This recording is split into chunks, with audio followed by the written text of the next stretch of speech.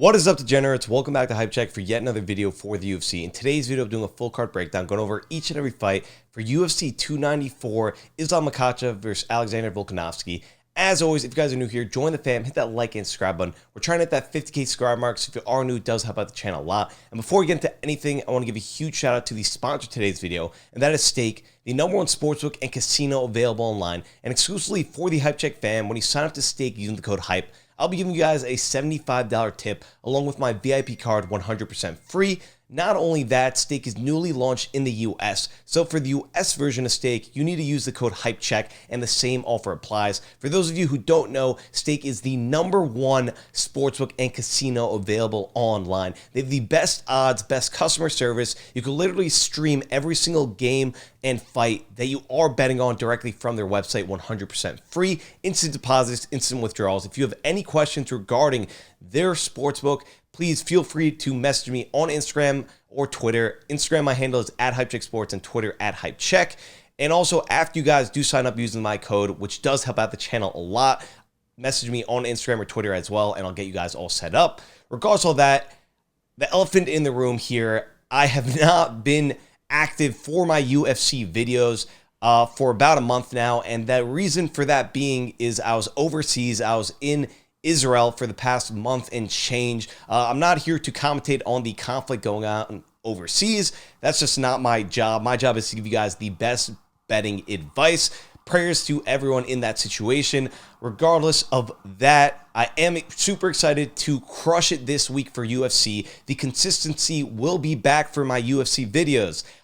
Same with NFL. NFL will still be one a week. UFC will hopefully continue to be one a week after this week. So what a card to come back to. UFC 294 had a ton of late scratches, late additions, but this card is one of the best of the year, and I'm super excited to break it down for you guys. Please, boys, make sure to comment your favorite bets and picks down below. As myself, I know a lot of the other viewers like discussing the fights in the comment section. Let's not waste any more time. Let's hop into the video. Good luck, boys. Let's do it. Kicking off the early prelims, we got Shara Magomedov going up against Bruno Silva. Magomedov is the favorite at -208, and Silva is the underdog at +180. Magomedov is an 11-0 prospect, making his UFC debut on Saturday. 10 of those 13 wins ended by finish. Silva, he's looking to bounce back off his submission loss to Brendan Allen earlier this year. It's pretty clear what the UFC's intentions are in this matchup, and that's to give Magomedov a win to showcase his arsenal of weapons in his debut. Silva's wear and tear is finally starting to show, and Magomedov is more than qualified for this challenge, especially when taking into account Silva's negative striking differential. The Bullet has quick and powerful kicks and extremely fast striking. While Silva is always live for a knockout, I just don't see that happening on Saturday. It's a favor to pass spot here. Next up, we got Jinh Frey going up against Victoria Dudakova. Dudakova is the favorite at -400, and Frey is the underdog at +340. Dudakova is a 7-0 24-year-old prospect. Fresh show of her UFC debut win over Stella Nunes, where she won via finish due to an arm injury. Frey is on the total opposite side of her career, 39 years old, an 11-9 fighter, currently riding a 3-fight skid, most recently a loss to Elise Reed via decision. Dudakova will have a 2-inch height and reach advantage. She'll be the more accurate striker and has very good grappling, averaging over 5 takedowns a fight. Frey's only advantage here will be with her experience, but I highly doubt she'll be able to pull off the upset on Saturday. It's a favor to pass spot here, and while I hate betting large female favorites, I still think she's a pretty decent parlay piece. On to the next. After that, we got Nathaniel Wood going up against Mohammad Naimov. Wood is the favorite at -294, and Naimov is the underdog at +255. Both fighters are coming to this one off wins. Wood, he's currently riding a 3-fight win streak, most recently a decision win over Andre Touchy-Feely. Naimov off a knockout win in his UFC debut over Jamie Mullarkey. Naimov will have a 3-inch height and 1-inch reach advantage. Wood, he'll be putting out a higher amount of volume, is the more accurate striker with better striking defense. Wood can also land a takedown or two to win a round, or if he gets rocked. Betting-wise, the only way I see Naimov winning is by knockout, as he throws with big power. Aside from power though, Wood is better than him everywhere, and while I won't be parlaying him due to his insane price tag, I'm pretty confident he'll get it done on Saturday in a favorite pass spot here. Closing out the early prelims, we got Anshul Jubli going up against Mike Breeden. Jubli is the favorite at -385, and Breeden is the underdog at +320. Breeden is a 10-6 fighter, currently riding a 3-fight skid, most recently a loss via knockout to the hands of Terrence McKinney in August. Jubli, on the other hand, is a 7-0 28-year-old prospect, 2-0 in the UFC, his last win via knockout over Jeka Asperado. Yet another favorite I like, but has a stupid high price tag. Jubli is the younger fighter who will be putting out a higher amount of volume, has substantially better striking defense and wrestling. Similarly to the first fight we broke down, it's extremely clear who the UFC wants to win. And just like Nathaniel would, I'm pretty confident he will get the dub. However, at 4-1 odds, I just can't pull the trigger.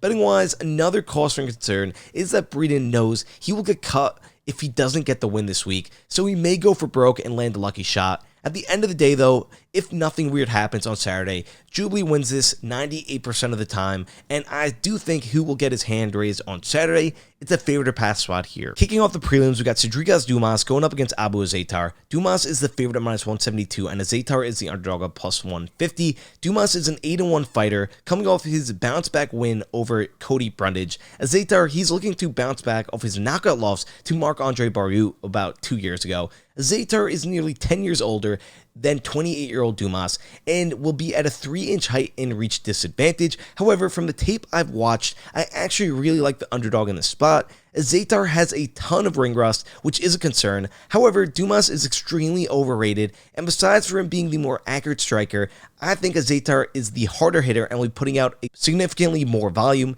He also looked really good in his last fight. In fact, if he performs the exact same, I've no doubt he'll beat Dumas on Saturday. Betting wise, Azaitar will also have the advantage on the mat to go along with his leg kicks, which will work perfectly against Dumas' flat-footed striking. It's a dogger pass spot here. All day here. Next up, we got Javid Basharat going up against Victor Henry. Basharat is the favorite at -455, and Henry is the underdog at +380. Basharat is a 28-year-old 14-0 prospect, 3-0 in the UFC, coming off his decision win over Mateusz Mendonca earlier this year. Henry off his bounce-back split decision win over Tony Gravely. Basharat will have a 2-inch height and 1-inch reach advantage, while also being 8 years younger. He's primarily a grappler, averaging over 2 takedowns a fight to go along with a 57% accuracy. Henry, on the other hand, puts out a ton of volume on the feet and poses the hardest test to date for Basharat. Betting wise, besides for Henry's volume, it's pretty simple. He's outmatched wherever this fight goes. However, I think the price tag is a bit too crazy on Basharat, and therefore I'll probably sprinkle a little bit of money on Henry. However, it's a favorite to pass spot here. Basharat is also a pretty safe parlay piece. On to the next. After that, we got Muhammad Yahya going up against Trevor Peek. Peek is the favorite at -125, and Yahya is the underdog at +111. Yahya is making his UFC debut on Saturday, currently riding a 4-fight win streak over at UAE Warriors. Peek is an 8-1 fighter, all 8 of his wins coming via knockout, and he's looking to bounce back off his first career loss to Jose Mariscal earlier this year. Yahya has a good chin and throws with big power. Peek, on the other hand, is an extremely high-pressure fighter who throws heavy hands with very little technical movements. Betting-wise, I also really dislike Trevor Peek as a fighter, and I'll happily fade him here against the debuting fighter in Yahya, who is the more technical striker. It's a dogger pass spot here. On to the next. Closing out the prelims, we got Tim Elliott going up against Mohammad Mokaev. Mokaev is the favorite at -476, and Elliott is the underdog at +400. Elliott is a UFC vet we all know and love, 19-12 professionally, currently riding a 2-fight win streak, most recently a decision win over Victor Altamirano. Mokaev, on the other hand, is a 10-0, 23-year-old prospect, 4-0 in the UFC, most recently a submission win over Javid Filho earlier this year.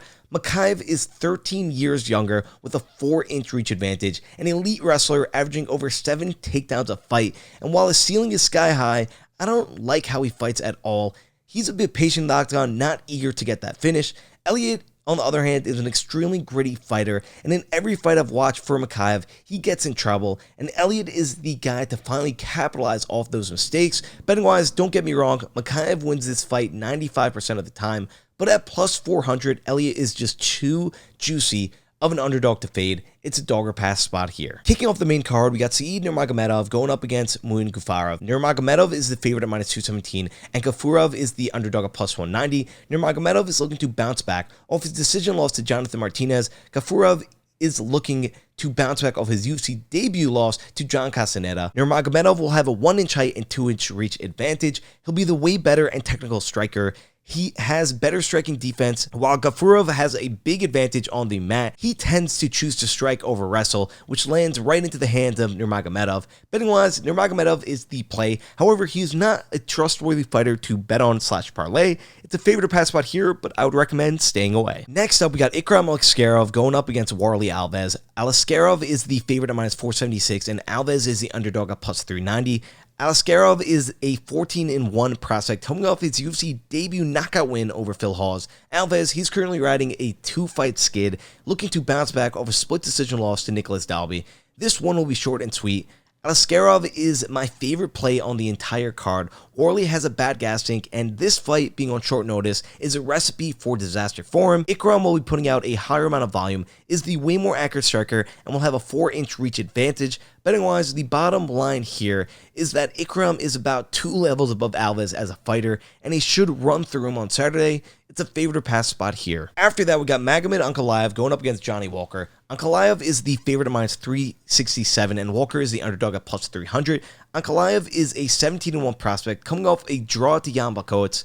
Walker, he's currently riding a 3-fight win streak, most recently a decision win over Anthony Smith. Walker will have a 3-inch height and 7-inch reach advantage, while also being a fighter who will be putting out a higher amount of volume. However, Ankalaev is a killer, a future champ in my opinion, and against a guy like Johnny Walker, who has near zero fighter IQ, you just have to back Ankalaev with confidence. It's a favorite to pass spot here. Like the last fight I just broke down, Ankalaev is just levels above. Now, we go to the co-main event of the evening with Kamaru Usman going up against Khamzat Chimaev. Chimaev is the favorite at -263, and Usman is the underdog at +230. Usman is finally making his way back into the octagon after losing his rematch to Leon Edwards back in March. Chimaev is a 12-0 prospect we haven't seen in the octagon since September of last year, when he won via submission over Kevin Holland.